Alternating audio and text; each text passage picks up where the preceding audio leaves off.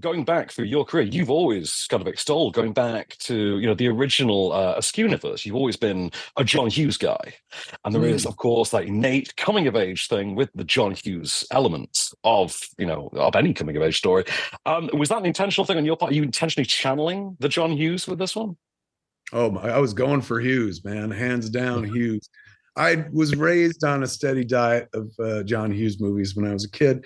Like he was our prophet. He saw us. You know what I'm saying? He was an Yeah. adult who literally saw us as teenagers and wrote the way that we spoke and wrote about subjects that meant something to some of us, Mm. not everybody, but like he really was kind of the poet laureate of teen films of the 80s. And so I don't wind up doing what I do for a living without him, and I've made coming of age movies my entire career. And Mallrats is definitely one of them. And Mallrats was me Nice. homaging the movies of John Hughes and John Landis as well, the movies I grew up loving. So when I went into this one, like I knew, since I was trying to make a movie where people weren't going to curse a lot, like that's normally what I do, and they trade in vulgarity. I was going in for something that was, the way we spoke when we were kids, like circa 86. And I remember that Hughes was able to do it. Hughes didn't work blue, so to speak, a lot of PG 13 type stuff and whatnot. So other than like, I believe Weird Science was the R, if I remember correctly. Mm. Like, generally he could talk to his audience without talking down and without trying to sound like them, so to speak.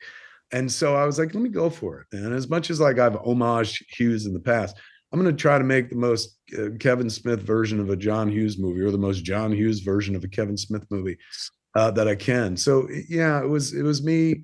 You see a lot of filmmakers eventually try to make the movies they love. Big pastime for a lot of filmmakers, oddly enough. And this, I think it's of a certain age, musical numbers. Like sooner or later, we all wind up doing a big musical number or something like that. And I wound up doing one in Clerks too, but that wasn't because I was like, oh, I'm a big musical fan. This movie, though, 4:30 movie, doesn't exist without me being a fan of the John Hughes catalog. So this is me kind of doing I'm a middle-aged man. Let me make the movie that I grew up making and then I fell in love with, and that made me want to be a filmmaker. And I owe a big debt of gratitude to Paul Thomas Anderson, because it was when I saw Licorice Pizza that I was like, oh shit, we're Um, doing that now. We're allowed to go back and romanticize our childhood. I was like, that's like he did such a good job. I was like, I want to do that one day. So it was in the back of my head for like a year before we bought the movie theater in my hometown that I grew up going to, and we named it Smog Castle Cinemas. Suddenly I had a location. And I was like, well, in yeah. a world where I got a location, let me write to it. That's kind of like how the best things in my body of work happen. Clerks was a location before it was a film. I had a convenience store. I was like, let me write a It movie based was. on a convenience store. And same here. It's like I had a movie theater. I was like, well, I'll make a movie set in a movie theater. I mean, this is sort of a two-part question in a sense, because obviously this is a coming of age story that takes place, in your teen heyday, your sort of origin story, as it were. Yeah. And Harley appears in the film. Your real life daughter appears in the film. What's that like? Restaging your own teen era and then including your actual adult daughter. How does that work? She kept it from being a weird experience because I had originally hit her up about playing the male lead. I was like, let's gentle this motherfucker, man. Like, you can be a girl playing a boy, and who better than you to play young me? Because, like, my wife Jennifer for years has always been like, oh, Harley is just beardless, dickless you. So, I was like, well, great. She could play 16-year-old me. But my kid had enough sense to be like, Dad, no. She's like, I've been in therapy since I was 12. You know what this would do to me playing you in a movie? So mercifully, she got excellent taste in men. And the dude she'd been sleeping with for 5 years, man, Austin, I was like, all right, well, step out of the way. I see somebody standing right behind you who could play the young me. So Austin winds up getting the job because Harley passed. I mean, it's worth noting. Of course, you have several of your alumni really within the movie. You've got Jeff Anderson. You've got Justin Long, who's a sort of relative. Is he still a newcomer? It's been a decade or so since he sort of Yeah. Since he's sort of come into the fray, you've obviously got Jennifer and Harley as well. At what point in the process of creating these movies, is there even a discussion anymore as to, oh, this is Jen's role, this is Harley's role? Is there a discussion had at any point, or is it just a sort of you dump the script down on the copy tape, say that one's you, that one's Harley, that one's Jen? Is there any discussion there? Or I think when it came to like Harley, after I offered her like the male lead and she passed and stuff, then I was like, all right, well, why don't you play the female lead? Because you're going out with Austin and Austin will play the lead. And so you can play his girlfriend. And then she was like, do you really think I would ever play your high school girlfriend? She's going, that would send me into more fucking therapy. And I'm like, God damn it. I was like, and yeah. she chose the part that she wanted. She was like, is anybody playing Sister Sugar Walls? And I was like, the hooker nun? She was like, yeah, I want to play the hooker nun. And I was like, well, I guess I raised you right. And so she picked her part mercifully and had a blast like doing it. And because she played, Sister Sugar Walls, Jennifer was like, oh, can I be in the scene with her? And I was like, of course. So Jennifer winds up in that slot as well. So, I mean, this is although it's not explicitly a film about filmmaking, there's no actual filmmaking within the film itself. It has, there is a message about the aspiring filmmaker in there. And that sort of makes it the third film that I can think of yours that really is about filmmaking. Obviously, we all, it's kind of the original credos of writing is, write what you know. Right. In this sort of day and age, with things as they are now, with the influencer economy, with us all having smartphones in our pockets, you yourself have pretty much always said what Genesis Rodriguez says within the movie, which is you are a filmmaker, you've just not made your film yet. How do you find that the current economy of the influencer filmmakers, or do you feel a sort of burden of responsibility in that? Oh God, no. I mean, if I wanted responsibility, I would have got a real job. That's why I entered entertainment. Like it was shirk responsibility and just self-aggrandize movie after movie. I feel like, I've been around long enough now at this point where even if people don't like what I do, they're like, well, he is what he says he is. He is a filmmaker. He may not be my filmmaker, but he is one. And because I made Clerks, because I started with a movie that anybody could fucking make. It's like a movie that makes you go like, well, shit, if that counts as a film, I think I could be a filmmaker.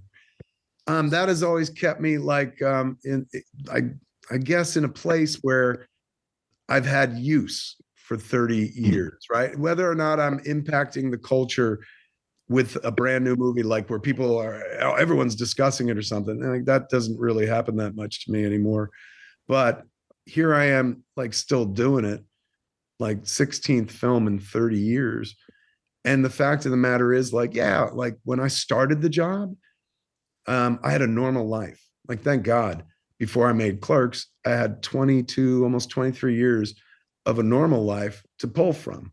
And then my normal life, that's why you get, Clerks. There's a movie about a guy who works in a convenience store because I worked in a convenience store. Mallrats, about kids who hang out at the mall because I hung out at the mall. Chasing Amy is about, a relationship because I had a relationship with Joey Adams and so forth. The Dogma, it's because I was a Catholic school kid for 12 years and an altar boy who giggled every time the priest was like, blessed is he who comes in the name of the Lord. And so once you run out of real life, which I did very quickly, because suddenly my life became a fantasy life, you start, kind of mining your real life for more material. And my real life had become making movies for a living. So by the time we get to Jay and Silent Bob Strike Back, fifth movie in, I'm writing honestly about life because my life is an honest fucking to God fantasy come true. So it's like I'm making movies about making movies. So I've done, let me see, Jay and Silent Bob Strike Back. It's kind of a movie about a movie. After that was Jersey Girl, no. After that was Clerks 2, no. Zach and Miri Make a Porno is a movie about the making of Clerks, essentially. Then after Zach and Miri, you get Cop Out, no. Red State, no. Tusk, no. Yoga Hosers, no. Jay and Silent Bob Reboot is a movie about a movie. And Clerks 3 is the movie in which they make Clerks. So I keep, I'm still approaching the job as honestly as I did in the beginning by mining my real life. But it's, sadly, my real life doesn't resemble a real life anymore. It's the life of an entertainer. It's a life where I'm like, I get to self-express for a living in the most egregious way, in the most ridiculous fucking art form. If I was a painter, I would take a blank canvas, throw color on it, and you'd know how I felt. If I was a singer, I can open and you would feel my self-expression. But I'm a fucking filmmaker, which means I say stupid things like, I need to self-express. Give me $20 million and Ben Affleck in order to do the fucking thing that I do and stuff. So ultimately, you know, I've been around long enough where I could kind of continue doing what I did to get me here in the first place, telling stories ripped from my own life. But my real life is just not that interesting. You know, it's filled with me making entertainment. It's not filled with shit that people will necessarily relate to. You know what I'm saying? Like Clerks, everybody can relate to because we've all had a shitty job. You know, Clerks 3, people who've had heart attacks can relate to it, and people who are getting old can relate to it, but it doesn't have the universality and stuff. Whereas the 430 movie has the universality of like, well, I've been to the movies and I love movies, and I think movies make life make sense. So by accident, not by design, I wind up making a movie that people are like, hey, you know, fucking finally you're saying something for the rest of us, not just for people that like Jay and Silent Bob. And it wasn't even a conscious effort. It was just like, wow, this is the movie that's in my head and heart, and the movie we could afford to make now. It didn't come from a place of like, I need to tell this story. I'm at midlife, so I need to reach back. I've been reaching back since fucking Clerks, for heaven's sakes. I've been nostalgic since the first movie. Instead, I'm like, well, we have a movie theaters. That cuts the budget down. And we can only get 3 million and 2 million and change. So we can't go too nuts with our story. I guess we could set it here. And since the whole movie theater looks old as fuck, nobody's ever refurbished it. It's a period piece. It's like our Merchant Ivory movie, for heaven's sake. So suddenly you wind up backing into the quote unquote best movie you've made in years, according to the critical community. Like, you know, I ain't fighting it. It's like, great. I like that they ever like anything we do. But, you know, it surprised me in a delightful way, but still it surprised me when people were like, this is the best movie you've made in years. I'm like, oh, I thought that was Clerks 3. Never mind, my bad. So you realize that everybody's favorite is something different and stuff. I'm just delighted that anyone gives a fuck at this point. And 30 years in, I'm still saying essentially the same shit. And, you know, what does this movie say? Hey, man, movies are great. So, you know, I'm not saying anything revolutionary or new, but apparently what we say in the movie has emotional resonance with folks who treat movies as seriously as me and the characters in the movie have treated them. And thank God Austin pulls that off. Austin Zagier has the unenviable job of playing the young Kevin Smith, and he wasn't there for it, but he fucking nailed it, man. Like, and that is, you know, I grew up to be an entertainer where like every time I speak, I try to do it entertainingly and there's a show to it and stuff like that. But he's playing the version of me, the unadulterated one, like pure Kevin Smith before he meets Jason Mewes, before he becomes an entertainer, before he becomes a polished podcaster, you know, over the course of fucking 14 seasons.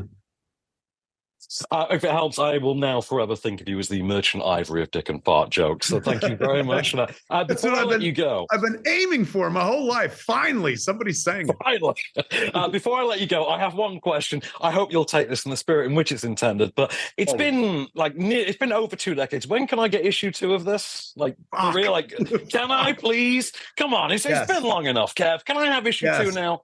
There is one coming, but it has to get in line behind Batman Bellicosity. I'm 10 years late on that book. But there will be a conclusion to my Daredevil Target story. It'll happen one day. Thank you. Ladies and gentlemen, the one, the only, Mr. Kevin Smith.